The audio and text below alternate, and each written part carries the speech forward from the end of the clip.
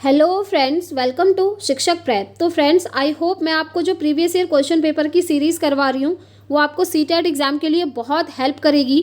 जैसा कि आप जानते हैं सीडीपी की भी हमारी क्लासेस चल ही रही हैं, उसमें भी हम काफ़ी सारी क्लासेस कर चुके हैं। अप्रॉक्स 35 हमने प्रीवियस ईयर सेट लगा लिए हैं पेपर 1 पेपर 2 के। और आज से हम हिंदी भी स्टार्ट कर रहे हैं। हिंदी भी जो हमारे ये क्वेश्चन रहेंगे ना, पेपर 1 पेपर 2 दोनों के ही प्रीवियस ईयर क्वेश्चन पेपर रहेंगे।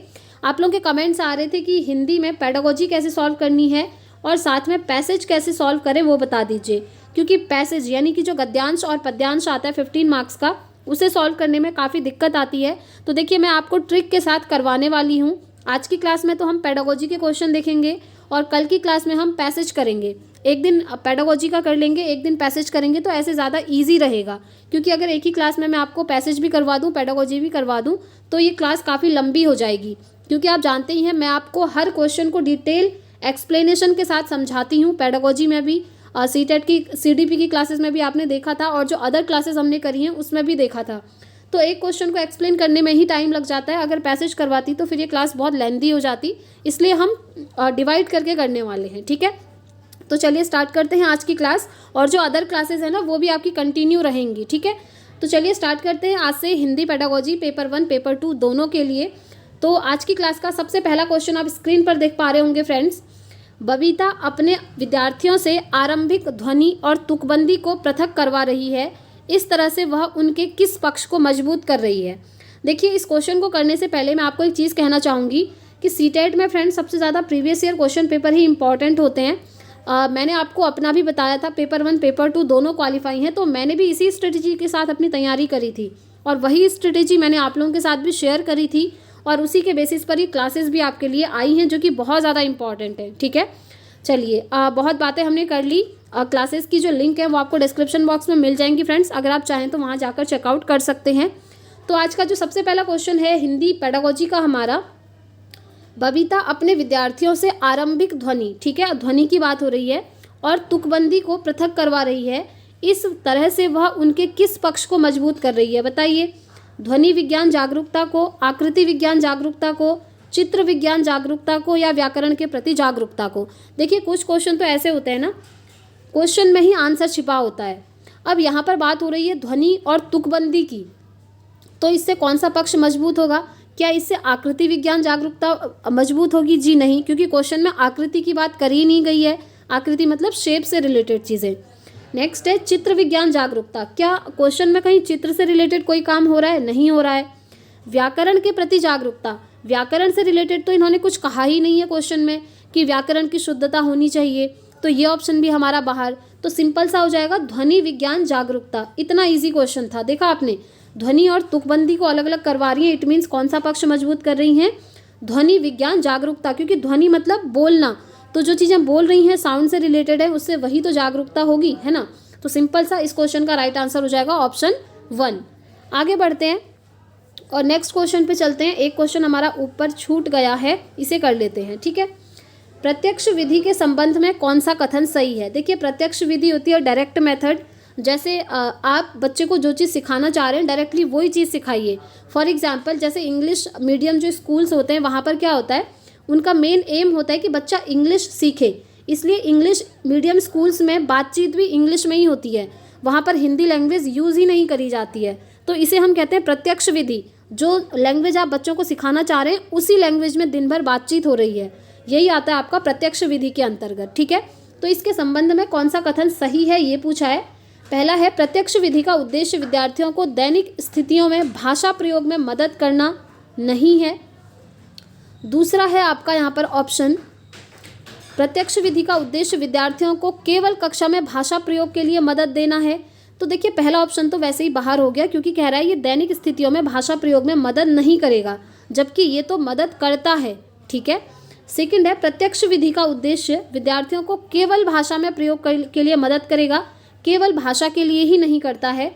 थर्ड है, प्रत्यक्ष विधि का उद्देश्य विद्यार्थियों को दैनिक स्थितियों में भाषा प्रयोग में मदद करना है। जी हाँ, एब्सोल्युटली, मैं आपको हमेशा बोलती हूँ, बच्चों को आप जो भी चीज़ सिखा रहे हैं वो उनकी दैनिक गतिविधियों से रिलेटेड होनी चाहिए, यानी कि उनकी लाइफ से कनेक्टेड होना चाहिए, उनकी लाइफ में वो चीज़ें होनी चाहिए, उससे कनेक्ट करके आप उस विधि से बच्चों को पढ़ाएंगे, और यही होता है प्रत्यक्ष विधि, जिसका यूज़ बच्चे अपनी दैनिक जीवन में भी कर पाए, यानी कि उनको बाद में उससे लाभ भी मिले। ठीक है, यही होता है, और ये मैंने आपको करवाया भी है। और हाँ, एक चीज़ मैं आपको सजेस्ट करना चाहूँगी, अगर आपने अभी तक टैग वर्ड्स वाली वीडियोस नहीं देखी है तो प्लीज़ एक बार देख लीजिएगा। लिंक डिस्क्रिप्शन बॉक्स में दिया है मैंने, वहाँ पर आपको सारे सब्जेक्ट्स के टैग वर्ड्स मैंने अलग अलग करवाए हैं। हिंदी अलग है, CDP अलग है, मैथ, संस्कृत, EVS, SST सारे सब्जेक्ट्स का है। तो वहाँ से भी आप अपने आंसर तक पहुँच सकते हैं टैग वर्ड्स की हेल्प से। मैं आपको हमेशा बोला है मैंने कि दैनिक जीवन से रिलेटेड गतिविधियाँ जहाँ भी हो रही हैं वो ऑप्शन हमेशा सही होता है। ये एक पॉजिटिव टैग वर्ड होता है, और ये क्यों सही है वो मैंने आपको एक्सप्लेन करके भी बता दिया है। ठीक है, फोर्थ ऑप्शन है कि प्रत्यक्ष विधि का उद्देश्य विद्यार्थियों को पाठ्य सामग्री का अनुवाद करके भाषा, व्याकरण और शब्द भंडार के प्रयोग में मदद करता है। जी नहीं, क्योंकि प्रत्यक्ष विधि में क्या होता है, इसका उद्देश्य विद्यार्थियों को दैनिक स्थिति में भाषा प्रयोग में हेल्प करता है, जो कि मैंने आपको एग्जाम्पल के थ्रू बता दिया है। ठीक है, आगे बढ़ते हैं, ये क्वेश्चन हमने कर लिया। नेक्स्ट क्वेश्चन पे चलते हैं, जो कि बहुत ही अच्छा क्वेश्चन है सीटेट का। और ये जो 2 क्वेश्चन आप देख रहे हैं ये आपके as it is English pedagogy में भी पूछे जाते हैं, तो इसीलिए मैं यहाँ पर आपको इंग्लिश वाला भी एक्सप्लेन करके बता दूंगी। ठीक है, तो पहला क्वेश्चन है, निम्न में से किसे सारांश पठन के रूप में भी जाना जाता है। सारांश पठन की यहाँ पर बात हो रही है। तो पहला है सरसरी तौर पर पढ़ना, दूसरा है बारीकी से पठन, तीसरा है डिकोड करना, और चौथा है कूटबद्ध करना। तो बताइए इसका आंसर क्या होगा। तो इसका राइट आंसर हो जाएगा फ्रेंड्स सरसरी तौर पर पढ़ना। अब ये कैसे होगा, तो देखिए सारांश पठन मतलब क्या होता है। फॉर एग्जाम्पल जैसे आपका हिंदी का ही आपका जो ये पेपर है इसमें पैसेज आता है। ठीक है, अब जब आपको बहुत लेट हो रहा होता है, टाइम जैसे ही जाने वाला होता है, तो आप उस पैसेज को कैसे सॉल्व करते हैं, आप फटाफट से उसको पढ़ते हैं फटाफट से, और आप देख लेते हैं कि इसमें क्या क्या बातें कही गई हैं और क्वेश्चन में क्या पूछा है, और आपको जैसे ही उससे कनेक्टेड कोई वर्ड मिलता है पैसेज में तो आप उसको गोला भर के आ जाते हैं। ये चीज़ आप करते हैं, यही होता है आपका सारांश पठन। यानी कि हम जनरल ओवरव्यू लेना चाहते हैं, ओवरऑल आइडिया, यानी कि ये जो हमारा पैसेज है इसका जिस्ट क्या है, इसका फोकस किस चीज़ पर है, ये पता लगाने के लिए हम क्या करते हैं, सरसरी तौर पर फटाफट से उसको पढ़ ले जाते हैं तेज़ी से। एक बार फटाफट से रीडिंग मार लेते हैं पूरी पैसेज की, फिर क्वेश्चन देखते हैं और उससे कनेक्टेड जो भी वर्ड या सेंटेंस हमको मिलता है उस पर गोला भराते हैं। आप लोग भी ये चीज़ करते होंगे। तो यही होता है सारांश पठन। इसे हम सरसरी तौर पर पढ़ते हैं ताकि उस पैसेज में क्या चीज़ कही गई है, उस पैसेज का गोल क्या है, ये हमें समझ में आ जाए बस। ठीक है, अब इसको इंग्लिश में क्या कहते हैं वो भी समझ लीजिए, क्योंकि इंग्लिश में as it is same question आपसे पूछा जाता है। इंग्लिश में इसको बोलते हैं फ्रेंड्स स्किमिंग। ठीक है, स्पेलिंग लिख लीजिएगा SKIMMING, स्किमिंग। स्किमिंग क्या होता है, जब हमें कोई पैसेज वगैरह पढ़ते हैं, जब हमें किसी चीज़ का जनरल ओवरव्यू लेना होता है कि इस पैसेज में क्या चीज़ें कही गई हैं, सिर्फ मेन पॉइंट्स पर हमारा फोकस रहता है। ठीक है, ये होता है आपका सरसरी तौर पर पढ़ना। स्किमिंग इंग्लिश में हो गया, और सारांश पठन मतलब वही हो गया कि आप पैसेज को बस पढ़ रहे हैं ताकि आपको एक जनरल आइडिया मिल जाए, सरसरी तौर पर पढ़ रहे हैं। ठीक है, उसके बाद दूसरा जो है यहाँ पर इसी के जस्ट रिवर्स क्वेश्चन पूछा है कि निम्नलिखित में से किसके अंतर्गत पाठ्य सामग्री को जल्दी जल्दी किसी विशिष्ट सूचना के लिए पढ़ा जाता है। अब बताइए, विशिष्ट सूचना के लिए आप पढ़ रहे हैं तो वो कैसा पठन होगा, वो पठन होगा आपका बारीकी से पठन। इसमें क्या होता है कि जो जैसे आपका, अब मैं आपको दूसरा एग्जाम्पल देती हूँ, जैसे आपका पैसेज आता है हिंदी में। ठीक है, आपके पास काफ़ी अच्छा खासा टाइम है कि आप पूरा पैसेज पढ़ सकें, आपके पास बहुत टाइम है, तो आप क्या करते हैं, हर एक शब्द को आराम आराम से पढ़ते हैं, उसकी मीनिंग भी समझते हैं, उसमें क्या चीज़ें कही हैं, स्पेसिफिक जो इन्फॉर्मेशन है यानी कि जो विशिष्ट सूचनाएं हैं हर एक लाइन की, उसको ग्रहण करते हैं। उसके बाद क्वेश्चन देखते हैं और आराम से उसका आंसर लगाते हैं पूरा बारीकी से पढ़ करके, जब आपके पास अच्छा खासा टाइम बचा होता है ना। तो वही होता है बारीकी से पठन, जिसमें हम विशिष्ट सूचना को लेना चाहते हैं कि पूरे पैसेज में हर लाइन में क्या कहा गया है, हर लाइन का मीनिंग आप वहाँ पर समझ रहे होते हैं। तो ये होता है आपका बारीकी से पढ़ना। ठीक है, तो इसको इंग्लिश में क्या आता है, इंग्लिश में आता है इसमें एक वर्ड स्कैनिंग। स्कैनिंग आता है, स्कैनिंग का मतलब होता है पूरे डिटेल पर जब हम फोकस करते हैं, जैसे पूरा पैसेज हम आराम से एक एक लाइन करके पढ़ रहे हैं और स्पेसिफिक चीज़ों पर हमारा ध्यान जाता है, जो विशिष्ट सूचनाएं उसमें लिखी होती हैं, और उसी से कनेक्टेड फिर हम अपना आंसर भी करते हैं आराम से, क्योंकि अच्छा खासा हमारे पास टाइम होता है, इसीलिए हम उसको बारीकी से पढ़ पाते हैं। लेकिन वो पढ़ते कैसे हैं, पढ़ते भी जल्दी जल्दी हैं। ठीक है, ये भी है इसमें। तो ये इसका राइट आंसर हो गया ऑप्शन 2। तो आप लोग ध्यान रखेंगे इंग्लिश के पॉइंट ऑफ व्यू से भी और हिंदी के भी, क्योंकि इंग्लिश पेडागोजी में भी एज इट इज़ आपसे क्वेश्चन पूछा होता है कि ये जो आपका स्कैनिंग है और स्किमिंग है, इनमें क्या होता है। स्किमिंग जो होता है ओनली सेंट्रल आइडिया पर फोकस करते हैं, हम जनरल ओवरव्यू लेना चाहते हैं, और आपका जो स्कैनिंग होता है उसमें स्पेसिफिक चीज़ों पर हम डिटेल से ध्यान देते हैं। और आप समझ गए, स्कैनिंग यानी कि बारीकी से पढ़ना, और स्किमिंग यानी कि सरसरी तौर पर फटाफट से उसका ओवरव्यू लेना। चलिए आगे बढ़ते हैं नेक्स्ट क्वेश्चन पे। आई होप आप लोग समझ गए होंगे। नेक्स्ट है, गीता अपने विद्यार्थियों की परीक्षा की योजना बना रही है। वह उन्हें एक वाक्य देती है और उसमें एक शब्द विशेष को रेखांकित कर देती है। बहुविकल्पीय प्रश्न के माध्यम से वह रेखांकित शब्द के समीपस्थ अर्थ वाले विकल्प को चुनने के लिए कहती है। तो गीता भाषा के किस उपकौशल की परीक्षा ले रही है? कौन से उपकौशल की परीक्षा ले रही है वो आपको बताना है। पहला है श्रवण। जी नहीं, यहाँ पर सुनने से रिलेटेड चीज़ें नहीं हो रही हैं। यहाँ पर क्या हो रहा है कि वो पाठ की योजना बना रही है और एक वाक्य देती है, उसमें एक शब्द विशेष को वो रेखांकित कर दे रही है। ठीक है, तो वो कौन से उपकौशल की परीक्षा ले रही है? पठन की ले रही है, शब्द भंडार की ले रही है, या व्याकरण की? तो व्याकरण जैसी तो यहाँ पर कोई बात ही नहीं हो रही है, ना ही श्रवण सुनने से रिलेटेड कोई बात है। अब या तो पठन होगा या तो शब्द भंडार होगा। ऐसा करके वो कौन से उपकौशल की परीक्षा ले रही है? तो देखिए वो ले रही है शब्द भंडार उपकौशल की परीक्षा, यानी कि बच्चों का शब्द भंडार किस लेवल तक अभी सही हुआ है। इसीलिए तो वो जो रेखांकित शब्द है उसके आसपास आने वाला जो अर्थ है उसके विकल्प को चुनने को कहती है, ताकि उसे पता चल सके कि बच्चों में शब्द भंडार कितना है।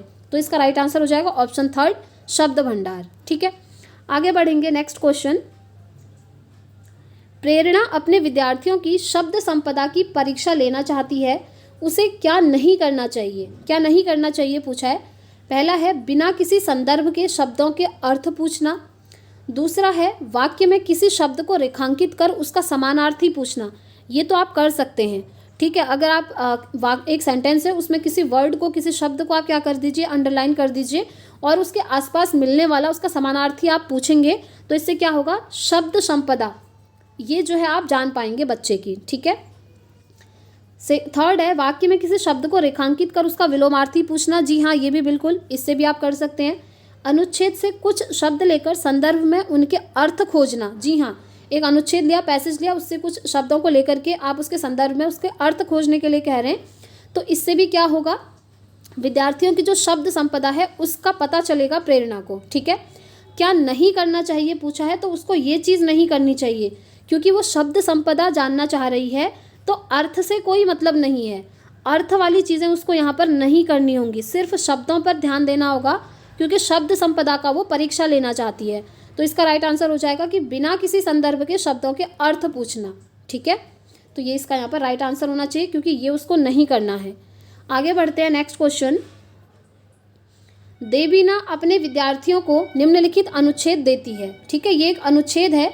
फिर पूछा है कि वो विद्यार्थियों को सर्वाधिक उपयुक्त शब्दों के माध्यम से रिक्त स्थान की पूर्ति करने के लिए कहती है। तो रिक्त स्थान की पूर्ति के लिए देवीना के विद्यार्थियों को क्या करना होगा? अब सबसे पहले हम ये पढ़ लेते हैं कि अनुच्छेद क्या है। अनुच्छेद है, आज मैं डैश गई और कुछ फल व सब्जियां खरीदी। मैं जानती थी कि बारिश होगी, पर मैं डैश लेना भूल गई और रास्ते में मैं भीग गई। ठीक है, अब इसमें पूछा है कि रिक्त स्थान की पूर्ति के लिए देवीना के जो विद्यार्थी हैं उनको क्या करना चाहिए। पहला है संदर्भ को समझकर सर्वाधिक उपयुक्त शब्द को जानना होगा। दूसरा है केवल व्याकरण के नियमों को समझना होगा। जी नहीं, यहाँ पर व्याकरण के नियमों को नहीं समझना है, यहाँ पर बस आपको क्या करना है कि ये क्या कहना चाह रही है इसका भाव समझना है, इसके संदर्भ को समझना है, और संदर्भ समझने के बाद जो उपयुक्त शब्द हो सकते हैं उनको यहाँ पर फिल कर सकती हैं।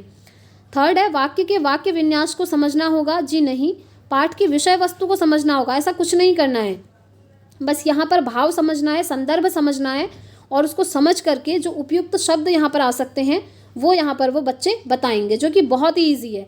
जैसे यहाँ पर इसका जो संदर्भ है, भाव है, वो समझा, और हम यहाँ पर कुछ भी फिल कर सकते हैं। जैसे आज मैं मार्केट गई और कुछ फल और सब्जियाँ खरीदी। मैं जानती थी कि बारिश होगी, पर मैं छाता ले जाना भूल गई और रास्ते में भीग गई। अब बताइए, क्या इसमें मैंने कोई व्याकरण यूज़ करा? जो ये सेकंड ऑप्शन में बोल रहा है, कोई भी व्याकरण यूज़ नहीं करा। क्या मैंने कोई वाक्य विन्यास करा? जी नहीं, मैंने बढ़िया विषय वस्तु को समझने की कोशिश करी। ये कोई चैप्टर थोड़ी है ना। तो इसका राइट आंसर है कि मैंने इसके संदर्भ को समझा, इसके भाव को समझा, और जो उपयुक्त शब्द यहाँ पर फिल हो सकते हैं वो मैंने फिल कर दिए, और उसमें ज़्यादा टाइम भी नहीं लगा। ये चीज़ आप लोग भी कर सकते हैं। तो इसका राइट आंसर हो जाएगा ऑप्शन 1। ठीक है, चलिए आगे बढ़ते हैं। नेक्स्ट क्वेश्चन, प्रत्यक्ष विधि में व्याकरण किस प्रकार से पढ़ाई जाती है? पहला है आगमनात्मक तरीके से, दूसरा है निगमनात्मक तरीके से, तीसरा है बिना व्याख्या के, और चौथा है कृत्रिम तरीके से। तो बताइए प्रत्यक्ष विधि में व्याकरण किस प्रकार से पढ़ाई जाती है? तो देखिए, सबसे पहले प्रत्यक्ष विधि का मतलब होता है डायरेक्ट मेथड। डायरेक्ट मेथड में आप डायरेक्टली जैसे कोई काम को करते हैं, और प्रत्यक्ष विधि में एक चीज़ और होती है, जो चीज़ें हमें सामने में दिखाई दे रही हैं ना प्रत्यक्ष रूप से, उन्हें हम प्रत्यक्ष मानते हैं। तो जो चीज़ें हमें दिख रही हैं वो चीज़ें पहले बच्चों को हम पढ़ाएंगे, और जो चीज़ें हमको नहीं दिख रही हैं वो बच्चों को हम बाद में पढ़ाएंगे। क्योंकि देखिए, एक प्रत्यक्ष होता है, एक अप्रत्यक्ष होता है। प्रत्यक्ष मतलब जो चीज़ें हमारे सामने में हैं, हमें दिख रही हैं। अप्रत्यक्ष होती हैं जो हमारे सामने में नहीं हैं, जो हमें नहीं दिख रही हैं। हो सकता है वो हमारी कल्पनाओं में हो, है ना। तो इसीलिए प्रत्यक्ष विधि में पहले वो चीज़ पढ़ाई जाती है जो हमारे सामने में हो रही होती है, जिनके बारे में बच्चा जानता है पहले से, वो पहले बच्चों को पढ़ाना होता है। और ये कौन सी मेथड में होता है, ये आप अच्छे से जानते हैं। ये होता है आगमनात्मक विधि में, आगमनात्मक तरीके से। कैसे? अब देखिए, एक आगमनात्मक होता है और इसका जस्ट एक अपोजिट होता है निगमनात्मक। तो आगमनात्मक जो होता है इसको हम इंग्लिश में बोलते हैं इंडक्टिव, और निगमनात्मक को बोलते हैं डिडक्टिव। इंडक्टिव में क्या होता है, सबसे पहले बच्चों को एग्जाम्पल बताए जाते हैं, और एग्जाम्पल के बाद बच्चों को रूल बताया जाता है। और जस्ट इसका जो रिवर्स है, अपोजिट है, निगमनात्मक है, जिसमें सबसे पहले बच्चों को रूल बताए जाते हैं और उसके बाद बच्चों को एग्जाम्पल बताए जाते हैं। तो ये जो डायरेक्ट मेथड है, प्रत्यक्ष विधि है, इसमें क्या होता है, इसमें जो व्याकरण उनको पढ़ानी होती है उसके लिए पहले एग्जाम्पल बताए जाते हैं। जैसे आप बच्चों को कॉन्सेप्ट पढ़ाना चाह रहे हैं संज्ञा का, नाउन का, तो सबसे पहले आप उनको एग्जाम्पल देंगे, ना कि डायरेक्टली आप नाउन की डेफिनेशन उनको रटवाएंगे। ठीक है, ये होता है आगमनात्मक विधि में। जैसे आपने एक बच्चे को खड़ा किया क्लासरूम में, बोला कि आपके अपने बेस्ट फ्रेंड का नाम बताइए, आप कौन कौन से प्लेस में घूमने गए हैं। ठीक है, उन प्लेस का नाम आपने पूछा। तो इस तरीके से फिर आपने कहा कि जैसे आपने अपने दोस्त का नाम बताया कि मेरे दोस्त का नाम राहुल है और मुझे बहुत अच्छी जगह लगती है दिल्ली, मैं दिल्ली गया हूँ घूमने। ठीक है, तो इस तरीके से फिर टीचर कनेक्ट करके बोलेंगे कि आपने ये जो एग्जाम्पल दिए, दिल्ली, राहुल, और या फिर किसी वस्तु का नाम, ये सभी क्या होते हैं, ये नाउन के एग्जाम्पल होते हैं। पहले बच्चे एग्जाम्पल को समझेंगे क्योंकि वो एग्जाम्पल उन्होंने देखे हैं, वो एग्जाम्पल उनके सामने में होते हैं। वो दोस्त, तो उसका जो फ्रेंड बताया, राहुल है बेस्ट फ्रेंड, वो उसके साथ बैठा है, तो वो चीज़ क्या है, उसके लिए प्रत्यक्ष है। ठीक है, आपको ऐसे समझना है। तो इसीलिए ये प्रत्यक्ष विधि में होता है, जो चीज़ बच्चे ने देखी होती है उसका एग्जाम्पल दिया पहले, और उसके बाद धीरे धीरे उससे कनेक्ट करके रूल बताया कि देखिए कोई भी वस्तु है, कोई स्थान है या फिर कोई व्यक्ति है, उन सभी को हम संज्ञा कहते हैं। तो फिर उसको संज्ञा यानी कि नाउन का कॉन्सेप्ट सिखाया। ये होता है आगमनात्मक विधि में, जो कि छोटी क्लासेस में ज़्यादा यूज़फुल होता है। और ये जो निगमनात्मक विधि होती है, यहाँ पर डायरेक्टली पहले आप उसको नाउन की डेफिनेशन बताते हैं और फिर डायरेक्टली एग्जाम्पल देते हैं। और ये मेथड जो होती है ना, ये बड़ी क्लासेस में यूज़ होती है, हायर क्लासेस में। तो इसका राइट आंसर हो जाएगा आगमनात्मक तरीके से, ऑप्शन 1। आगे बढ़ते हैं। नेक्स्ट क्वेश्चन, पाठ्यक्रम डिज़ाइन में प्रस्तुतिकरण अपने आप में किससे संबंधित है? प्रस्तुतिकरण, पहला है वे प्रक्रियाएं जिनसे कोश विषयक और व्याकरणिक विषय वस्तु का चयन किया जाता है। दूसरा है वे सिद्धांत जिनसे विषय वस्तु का संयोजन और क्रम निर्धारित किया जाता है। तीसरा है सूचनाएं प्रस्तुत करने की तकनीक है। चौथा है भाषा शिक्षण की विशिष्ट प्रक्रियाओं का प्रयोग करना है। तो बताइए क्या है? तो देखिए, पाठ्यक्रम डिज़ाइन में प्रस्तुतिकरण जो होता है ना, वो अपने आप में किस चीज़ से संबंधित होता है? जिनसे विषय वस्तु का संयोजन और क्रम निर्धारित किया जाता है। जैसे आप कोई पाठ्यक्रम डिज़ाइन कर रहे हैं, अब आपको उसका प्रस्तुतिकरण करना है, तो उसमें इम्पॉर्टेंट क्या होगा? उसमें जो विषय वस्तु आपने डाली है, जो कंटेंट उसमें डाला हुआ है, जो भी आप बच्चों को पढ़ाने वाले हैं, उसका जो संयोजन है, समायोजन है और उसका जो क्रम है, वो निर्धारित किया जाता है। जैसे आप बच्चों का एग्ज़ाम लेते हैं, एग्ज़ाम में भी आप एक क्रम बनाते हैं कि पहले इस चैप्टर के क्वेश्चन डालने हैं, फिर इस चैप्टर के क्वेश्चन डालने हैं, फिर थर्ड चैप्टर के क्वेश्चन डालने हैं, है ना। तो ये पूरा आप क्या करते हैं, इसके लिए क्रम निर्धारित करते हैं, एक सीक्वेंस चाहिए होता है। तो यही इसका यहाँ पर राइट आंसर हो जाएगा, क्योंकि पाठ्यक्रम डिज़ाइन का अगर प्रस्तुतिकरण आपको करना है तो उसमें जो आप कंटेंट डाल रहे हैं, विषय वस्तु डाल रहे हैं, उसका संयोजन और क्रम जो है वो निर्धारित किया जाता है, उसके बाद ही आपका पाठ्यक्रम बनता है। ठीक है, पाठ्यक्रम में ऐसा तो नहीं होता है कि एक चैप्टर हिंदी का डाल दिया, फिर उसमें कुछ मैथ्स के कॉन्सेप्ट डाल दिए, फिर आपने उठा के साइंस के कॉन्सेप्ट डाल दिए, ऐसा नहीं होता है ना। भले ही उसके अंदर जो चैप्टर्स होते हैं उनको हम कनेक्ट करके पढ़ा सकते हैं, लेकिन जो पाठ्यक्रम डिज़ाइन किया जाता है उसमें विषय वस्तु फिक्स रखी जाती है और उसको एक क्रम में डिज़ाइन किया जाता है। तो सेकंड ऑप्शन इसका राइट आंसर हो जाएगा। आगे बढ़ते हैं, नेक्स्ट क्वेश्चन पे चलेंगे। नेक्स्ट क्वेश्चन है आपके सामने, वाचन यानी कि बोलने और शारीरिक क्रियाओं के समन्वय पर आधारित भाषा शिक्षण विधि कौन सी है? बताइए कौन सी है। पहला है प्रत्यक्ष विधि, अभी मैंने आपको बताया कि प्रत्यक्ष विधि क्या होती है। दूसरा है समग्र भौतिक प्रतिक्रिया, तीसरा है स्थितिपरक उपागम और चौथा है संरचनात्मक उपागम।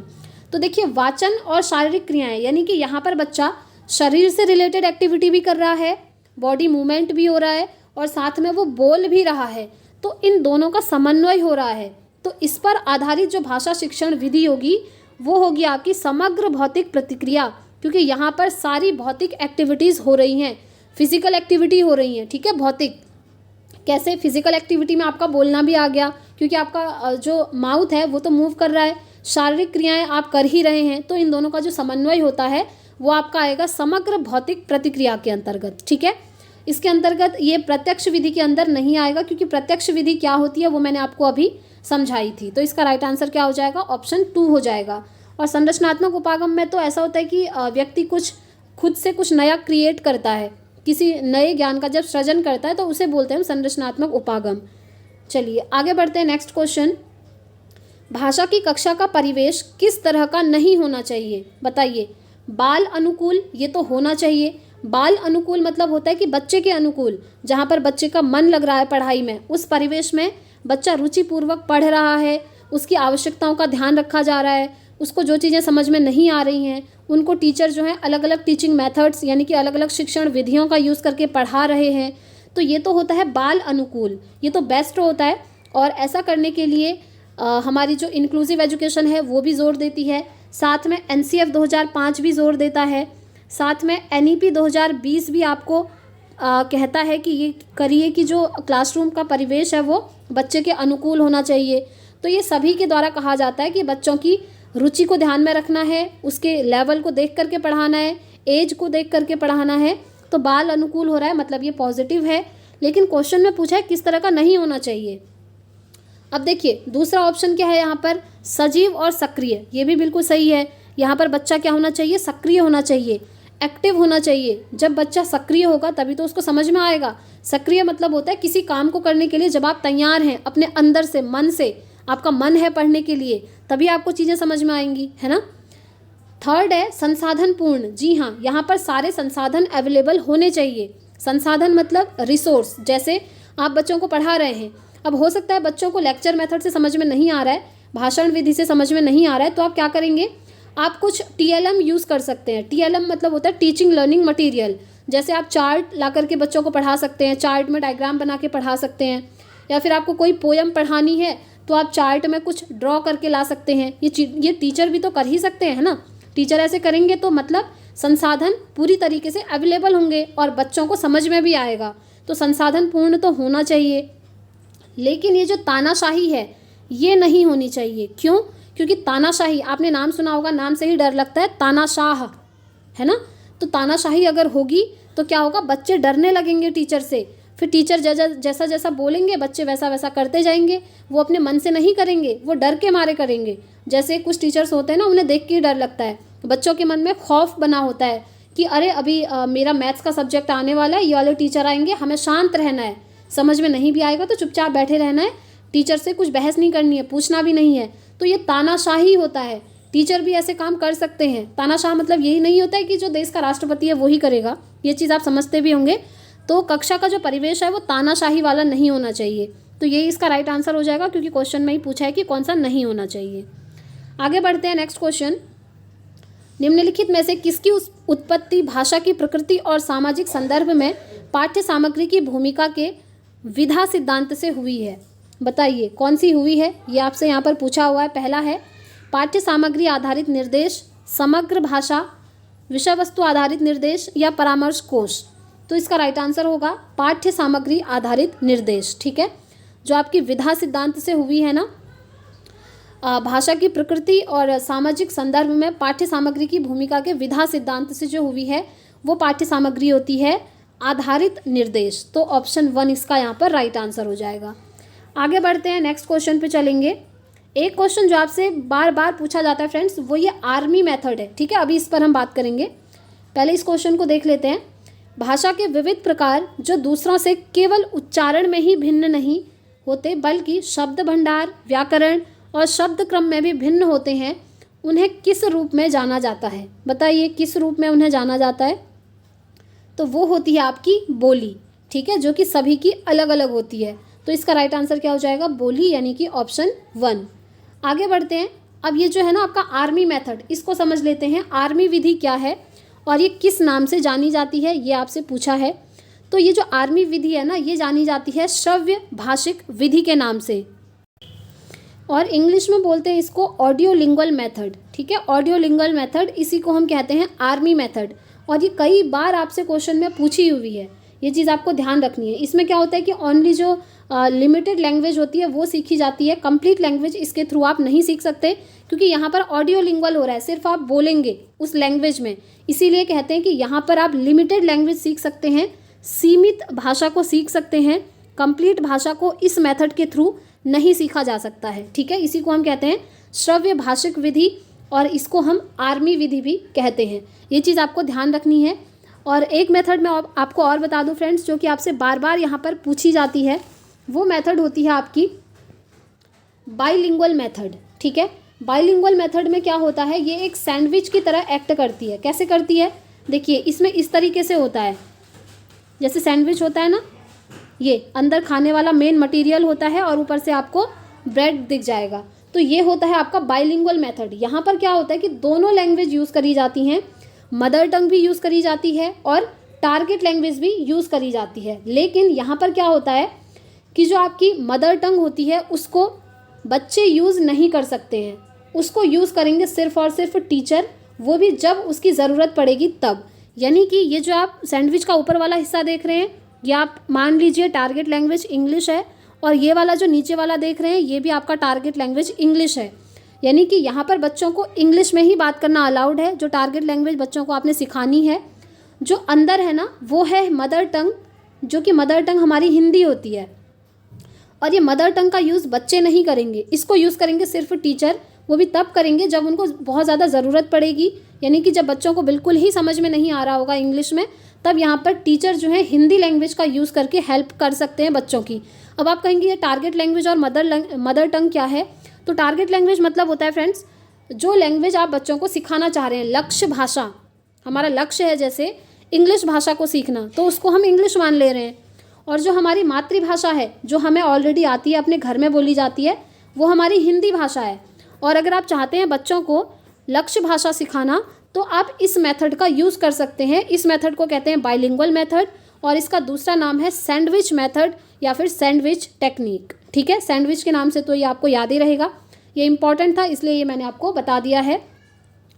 तो आज की क्लास में इतना ही रखते हैं फ्रेंड्स। ये हमने पेडागोजी के टोटल 15 क्वेश्चंस कर लिए हैं। अब कल की क्लास में हम क्या करेंगे? कल की क्लास में हम पैसेज सॉल्व करेंगे, और हम ऐसे ही करने वाले हैं गद्यांश पद्यांश। एक क्लास में हम पेडागोजी करने वाले हैं और एक क्लास में हम क्या करेंगे? गद्यांश और पद्यांश को कर लेंगे। इससे आपकी 30 नंबर की पूरी प्रैक्टिस हो जाएगी और आप बहुत अच्छा स्कोर करके आएंगे, ठीक है। वीडियो पसंद आई हो तो प्लीज़ वीडियो को लाइक एंड शेयर ज़रूर कीजिएगा। चैनल पर पहली बार आए हैं तो चैनल को सब्सक्राइब करके बेल आइकन प्रेस कीजिएगा। और अदर क्लासेस भी मैंने आपकी करवाई हुई हैं, आप डिस्क्रिप्शन बॉक्स में देख सकते हैं फ्रेंड्स। और अगर आपको CDP का हैंड रिटन नोट्स परचेज करना है तो वो मैंने आप लोगों के लिए प्रिपेयर किया है, काफ़ी सारे स्टूडेंट्स ले भी चुके हैं, बहुत ही कम प्राइस पर आपको अवेलेबल हो रहा है। अगर आप चाहते हैं तो इस नंबर पर आप व्हाट्सअप कर सकते हैं, यहाँ पर आपको बहुत ही कम प्राइस पे CDP के हैंड रिटन नोट्स अवेलेबल हो जाएंगे। तो इस वीडियो में इतना ही रखते हैं फ्रेंड्स, मिलेंगे नेक्स्ट वीडियो में नेक्स्ट क्लास के साथ, और साथ में आप CDP की क्लासेस भी देखते रहिएगा, ठीक है। Thanks for watching.